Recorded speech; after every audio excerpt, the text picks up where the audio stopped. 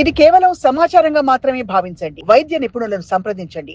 ఎప్పుడైతే gut health దెబ్బతింటుందో అప్పుడు కూడా ఈ కాలనీ కౌంట్ చాలా ఎక్కువ కనిపిస్తుంది యూరిన్ టెస్ట్లో. దానికి కంగారు పడి యాంటీబయాటిక్స్ వేసుకోవాలా లేక గట్ హెల్త్ బాగు చేసుకోవాలా? గట్ హెల్త్ అనేది లాంగ్ టర్మ్ ప్రాసెస్ అండి. యూరిన్ ఇన్ఫెక్షన్ అక్యూట్గా ఉండే సిమ్టమ్స్ ఎక్కువ ఉంటే మాత్రం ట్రీట్మెంట్ చేసుకోవచ్చు. క్లెప్సిలా అయితే కూడా ఏదైనా అది వెరీ ఇంపార్టెంట్ అండి. ఇక్కడ అవి సూడోమోనాస్ క్లెప్సిలా హైయర్ ఎండ్ అన్నట్టు. ఏ సిమ్టమ్స్ లేకుండా యూటీఐ ఉంటుందా? చాలా మందికి ఉంటుందండి. మరి అట్లా ఎట్లా బయటపడుతుంది? అన్లెస్ యాజ్ లాంగ్ మనకు లోపల బాడీలో ఏమి హానికరంగా చేయకపోతే. యాసిడిక్గా ఉంటే యూరిన్ అది బ్యాక్టీరియాని చంపుతుందా మరింత పెంపొందిస్తుందా? యూజువల్గా ఆల్కలైజ్ చేస్తారండి. ఎందుకంటే మూత్రం మంట ఉంటుంది కాబట్టి యాసిడిక్ ఉంటే కొద్దిగా యాసిడిక్ తగ్గుతుంది, దానికి పర్వాలేదు. కానీ ఎందుకంటే చాలా క్రాన్బెర్రీ జ్యూస్ ఎక్కువ తాగమని అడుగుతారు, ఎందుకు తాగమని చెప్తారు? అంటే యాక్చువల్గా క్రాన్బెర్రీ జ్యూస్ ఇవన్నీ లాంగ్ టర్మ్కి హెల్ప్ చేస్తాయండి. అక్యూట్ సిమ్టమ్స్ క్రాన్బెర్రీ మ్యానోజ్ అని ఉంటుంది. ఇవన్నీ ఆ బ్లాడర్ లేయర్స్లో ఫిక్స్ అయిపోయి మనకు ఇన్ఫెక్షన్.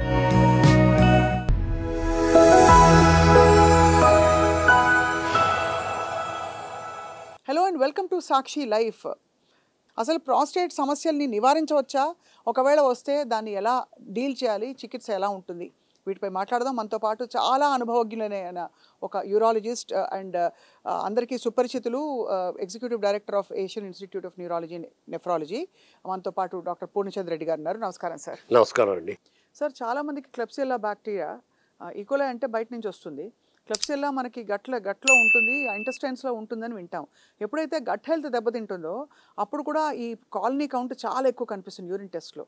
దానికి కంగారు పడి యాంటీబయాటిక్స్ వేసుకోవాలా లేక గట్ హెల్త్ బాగు చేసుకోవాలా? గట్ హెల్త్ అనేది లాంగ్ టర్మ్ ప్రాసెస్ అండి. యూరిన్ ఇన్ఫెక్షన్ అక్యూట్గా ఉండే సిమ్టమ్స్ ఎక్కువ ఉంటే మాత్రం ట్రీట్మెంట్ చేసుకోవచ్చు. క్లెప్సిల్లా అయితే కూడా ఏదైనా అది వెరీ ఇంపార్టెంట్ అండి. ఇక్కడ అవి సూడోమోనాస్ క్లెప్సిలా హైయర్ ఎండ్ అన్నట్టు, ఈకోలై తక్కువ. ఓహో, సో క్లెప్సిల్లా అనేది చాలా ఒక ప్రాణాంతకమైన బ్యాక్టీరియా అని విన్నాం. అది సో దానికి వెంటనే యాంటీబయాటిక్స్ వాడాలి. అది కల్చర్ చేసుకుని దాన్ని బట్టి చూడాలి. It all depends on symptoms బట్టండి. ఏ సిమ్టమ్స్ లేదు అంటే మనం వెయిట్ చేయొచ్చు అన్నట్టు. కానీ సిమ్టమ్స్ ఉన్నప్పుడు మాత్రం కల్చర్ అవన్నీ చూసుకొని మనం చూసుకోవాలి. సార్, బట్ ఏ సిమ్టమ్స్ లేకుండా యూటీఐ ఉంటుందా? చాలా మందికి ఉంటుందండి. ఆహా, మరి అట్లా ఎట్లా బయటపడుతుంది? ఏం కాదు, మనకు అన్లెస్ యాజ్ లాంగ్ మనకు లోపల బాడీలో ఏమి హానికరంగా చేయకపోతే we can wait and watch. దానివల్ల ఏదో అది సైలెంట్ చాప కింద నీరులాగా కిడ్నీ లేదు, అలా కాదండి. ఇన్ఫెక్షన్స్ అలా ఉండవు. సో బాడీకి నొప్పి పెడితే అది ఫస్ట్ ఒక కేక పెడుతుంది, అంతే అండి. చలి జ్వరం రావడం అట్లాంటివి వస్తుంటాయి యూటీఐకి. యా, సో సార్, మామూలుగా ఈ ఆల్కలైన్ అండ్ యాసిడిక్ బెవరేజెస్ అని వింటాం, ఫుడ్లో కూడా వింటూ ఉంటాం. What are some good beverages to drink during UTI? అంటే యాసిడిక్గా ఉంటే యూరిన్ అది బ్యాక్టీరియాని చంపుతుందా మరింత పెంపొందిస్తుందా? యూజువల్గా ఆల్కలైజ్ చేస్తారండి. ఎందుకంటే మూత్రం మంట ఉంటుంది కాబట్టి. యాసిడిక్ ఉంటే కొద్దిగా యాసిడిక్ తగ్గుతుంది, దానికి పర్వాలేదు. కానీ ఎందుకంటే చాలా మందికి దీంతో మంట ఉంటుంది కాబట్టి ఆల్కలైజ్ చేస్తుంటారు యూరిన్. అవును, సిట్రాల్కా తాగుతారు చాలా. అవును. కొన్ని యాంటీబయాటిక్స్ కూడా కొన్ని ఆల్కలైన్ దాంట్లో ఎక్కువ పనిచేస్తుంది కాబట్టి అది వాడుతుంటారు అన్నట్టు.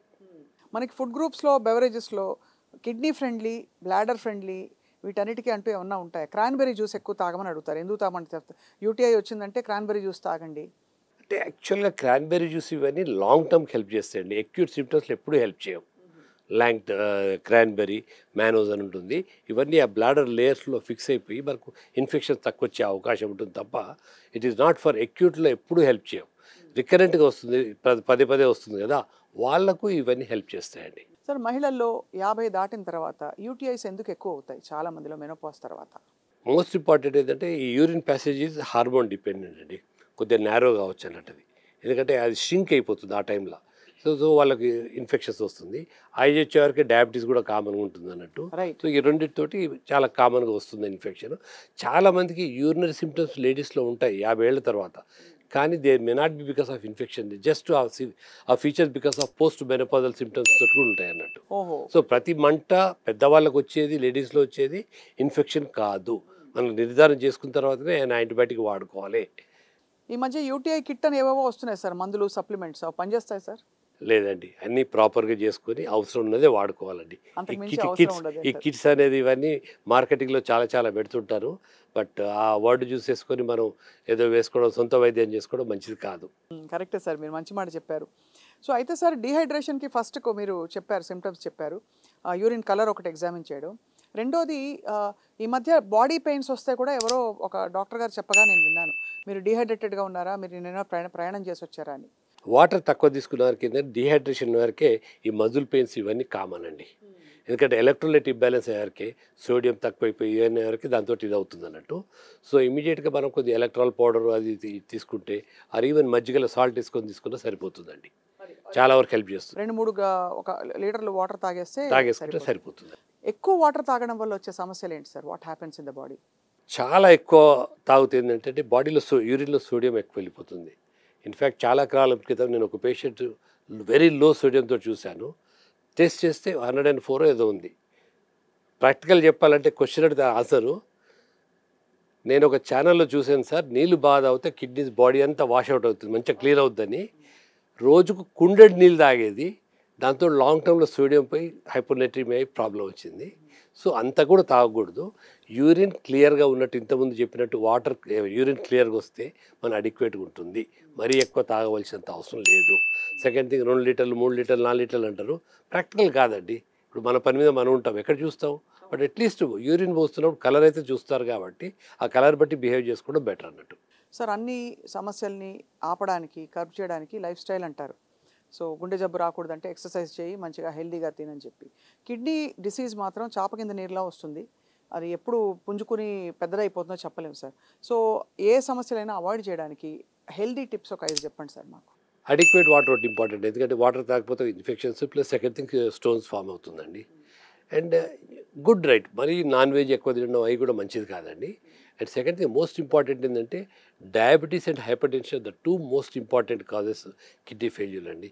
అవి మనం బాగా కంట్రోల్ చేస్తే చాలా వరకు మనం మంచిగా ఉంటుంది, చాలా హెల్ప్ఫుల్ ఉంటుంది అన్నట్టు. ఎందుకంటే పర్సే డయాబెటీస్ లాంగ్ టర్మ్లో కిడ్నీస్ మీద ప్రభావం ఉంటుంది. లైక్ బాడీలో బ్రెయిన్ అవుతుంది, వెజల్స్ అయిపోయి కిడ్నీస్ ఎఫెక్ట్ కావచ్చు, హార్ట్ ఎఫెక్ట్ కావచ్చు, కిడ్నీస్లో కూడా అవుతుంది. సో ఇది ఒక్కటి జాగ్రత్త చేసుకొని కంట్రోల్ చేసుకుంటే కాంప్లికేషన్స్ వచ్చి కూడా డిలే చేసుకోవచ్చు అన్నట్టు. సపోజ్ ఎందుకంటే షుగర్ది కూడా లైక్ మన వయసు ఎలా ఉందో షుగర్ వయసు క్రోనలాజికల్ ఏజ్ ఉంటుందండి. కొంతమందికి 10 సంవత్సరాలతో కాంప్లికేషన్ స్టార్ట్ అవుతుంది, కొంతమంది 15 సంవత్సరాలు అవుతుంది. సపోజ్ మనం మంచిగా జాగ్రత్త ఉండి ఎక్సర్సైజ్ చేసుకొని కంట్రోల్ చేసుకొని అంతుంది అనుకోండి, మనకు 15 సంవత్సరాలు వచ్చేది 20 సంవత్సరాలు కూడా పుష్ చేయొచ్చు అన్నట్టు. సో ఈ sugar diabetes and hyper tension మాత్రం ఆ 2 మంచి కంట్రోల్ చేసుకుంటే. నార్మల్ నంబర్స్ ఏంటి సార్? బీపీకి అండ్ షుగర్కి మనకి మెజరబుల్ నార్మల్ నంబర్స్ ఏంటి? డిపెండ్స్ అండి, 140/80 అలా తీసుకోవచ్చు. Is okay. 140/80 also is tolerable. Okay. And అలాగే షుగర్ 6 లోపు ఉండాలి సార్, HbA1c అది 6/5 6 లోపల ఉండాలి. వీటితో పాటు సార్ వాటర్ అడిక్వేట్గా తీసుకోవాలి. అంతే అండి. అంతే, ఇవి చేసుకుంటే సరిపోతుంది అంటారు కిడ్నీ డిసీజ్ రాకుండా. అంటే ఇది ఈ HbA1c మనకు ఎస్పెషల్లీ ఫ్యామిలీ ఇస్తున్నప్పుడు చాలా జాగ్రత్త ఉండాలండి. పేరెంట్స్కి ఏదో ఉంటుంది, వాళ్ళకు ఉన్నప్పుడు మనం జాగ్రత్త ఉండాలి. లేకపోతే అప్పుడప్పుడు చేయించుకుంటే మాన్యువల్ చెకప్లో కూడా సరిపోతుంది. అంతే తప్ప చాలా నేను చెప్పింది ఇంతకుముందు చెప్పింది షుగర్ ఉన్న వాళ్ళకు, లేని వాళ్ళకు జాగ్రత్త పడడానికి తెలుసుకోవడానికి ఈ టెస్టులు మనకు వస్తుంటాయి.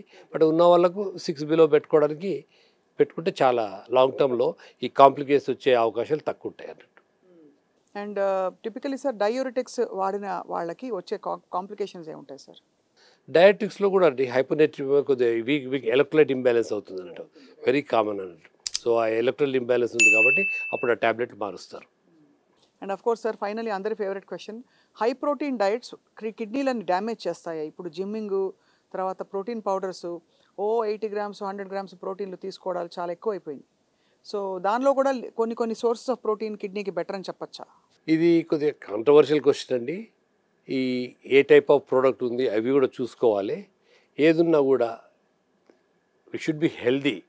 ఓవర్ హెల్దీ పోయి చాలా వరకు ఇవాళ రేపు చాలామంది యంగ్స్టర్స్కు మజిల్ మాస్ చూయించుకోవాలని చాలామంది హై ప్రోటీన్స్ వాడుతున్నారు.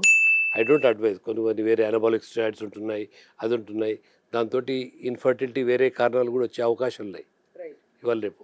So better not use eggs, they are better. తర్వాత ఇప్పుడు వచ్చిన వెయిట్ లాస్ ఈ మాడ్యులేటర్స్ అన్నీ వస్తున్నాయి కదా సార్, వాటి వల్ల కిడ్నీలకి ఏమైనా సమస్య ఉంటుందా? ప్యాంక్రియాటైటిస్ వస్తుందని చెప్తున్నారు. అవునండి. కొన్ని డ్రగ్స్ రైబల్సెస్ ఇలాంటివి వాడడం వల్ల కిడ్నీస్కి ఏమైనా ప్రమాదం ఉందా దానివల్ల? యాజ్ అన్ నౌ అయితే అట్లా ఏమి ఆన్ రికార్డ్ ఏమీ లేదు మనకి. సో మీరు చెప్పారు అయితే ఎక్కువ టెస్టులు చేయించొద్దు, ఎక్కువ మందులు వాడద్దు, ఆరోగ్యవంతంగా జీవిస్తూ ఆరోగ్యాన్ని చూసుకుంటూ ఒక మోస్తరుగా ఉంటే సరిపోతుంది అంటారు. అంటే అప్పుడప్పుడు జనరల్ చెక్ చేయడం చాలా అవసరం అండి. చాలా వరకు టెస్ట్లలో చాలా ఉంటాయి. సింపుల్ టెస్ట్ అండి, ఎంత డబ్బులు లేకుండా కూడా ఈ simple urine test, CBP, sugar, creatinine, ఒక అల్ట్రాసౌండ్, ఈ బేసిక్ టెస్ట్ చేస్తే చాలా వరకు తెలిసిపోతుందండి. ఒకటి ఎక్స్రే టెస్ట్ అండ్ ఈసీజీ. వేరే టెస్టులు చాలా ఉంటున్నాయి, అవన్నీ మనకు కన్ఫ్యూజన్ లాభం ఉండదు. మన నార్మల్ పర్సన్ మాత్రం ఈ సింపుల్ బేసిక్ టెస్ట్ ఈవెన్ పల్లెటూరులో కూడా అవుతుంది, ఎక్కడ చేసుకున్నా వాళ్ళు చేసుకున్నా అక్కడ సరిపోతుందండి. సరిపోతుంది అంతే. చాలా useful fundamental basic information sir. అలాగే మనకి ప్రాస్టేట్కి వచ్చే సమస్యల గురించి కూడా వాళ్ళు చాలా విషయాలు తెలుసుకున్నాం. డాక్టర్ పూర్ణచంద్ర రెడ్డి గారు, thank you very much for your valuable time sir. నమస్కారం అండి.